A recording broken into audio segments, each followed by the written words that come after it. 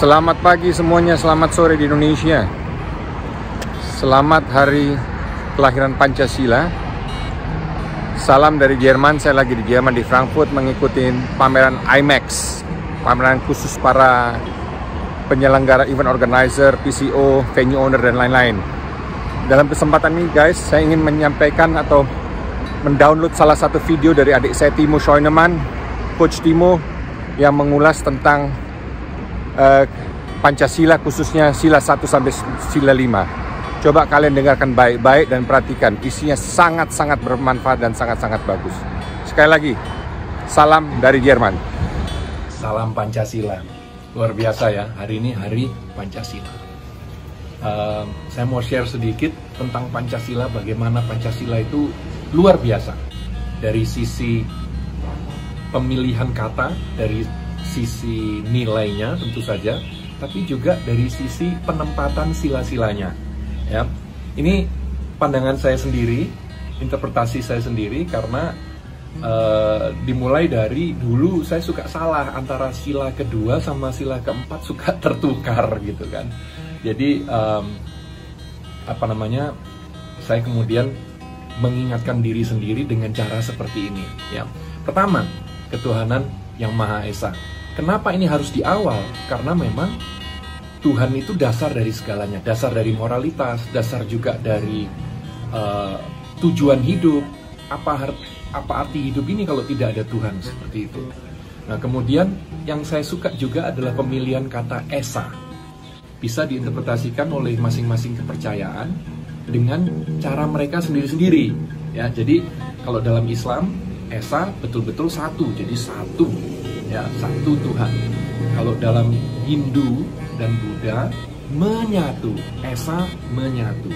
Kalau dalam kekristenan, Esa diartikan kesatuan. Jadi betul-betul pas ya untuk semua kepercayaan yang ada di Indonesia. Luar biasa. Kemudian kemanusiaan yang adil dan beradab. Kenapa harus di sila kedua?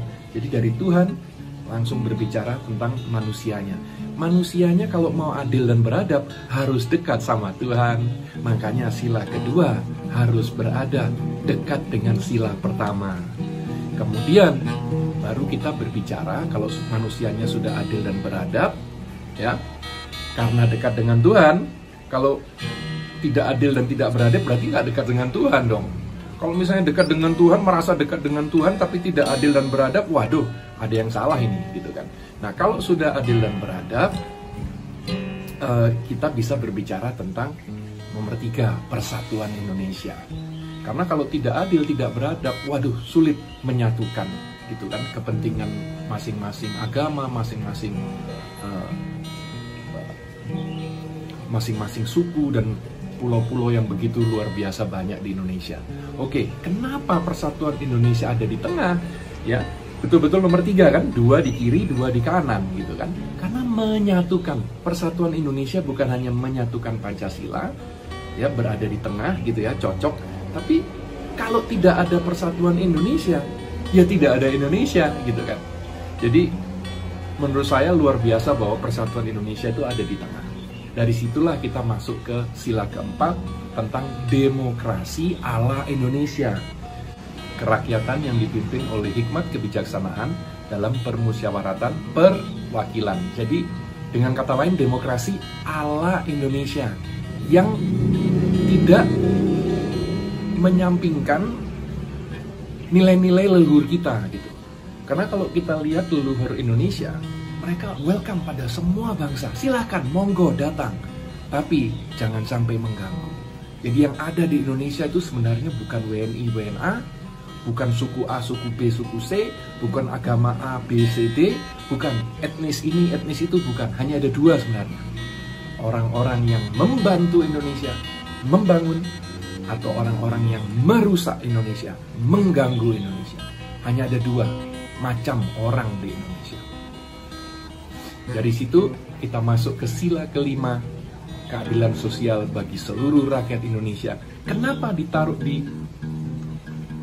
posisi kelima? Karena ini adalah tujuan dari berbangsa dan bertanah air, supaya kita semua merasakan keadilan sosial yang merata untuk kita semua. Itu adalah tujuan daripada adanya Indonesia.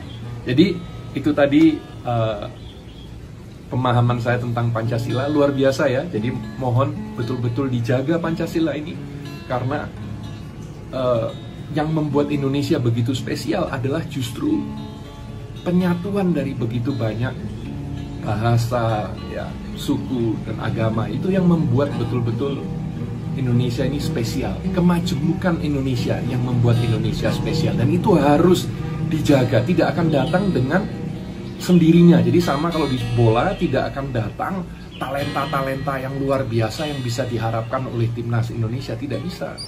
Kita hanya mengharapkan, harus dibangun, harus dididik, ya, harus dilakukan gitu sesuatu untuk mendapatkan itu. Jadi sama dengan teknologi. Kalau Elon Musk mengatakan teknologi itu tidak datang dengan sendirinya, harus dipush. Nah, begitu juga dengan persatuan Indonesia, dengan menjaga Pancasila ini, itu betul-betul harus dipush. Kita masing-masing harus menjaga, tidak datang dengan sendirinya bahwa kita bisa menyatu menjadi Indonesia seperti sekarang. Butuh kita semua untuk menyatukan, untuk bersatu. Salam Pancasila.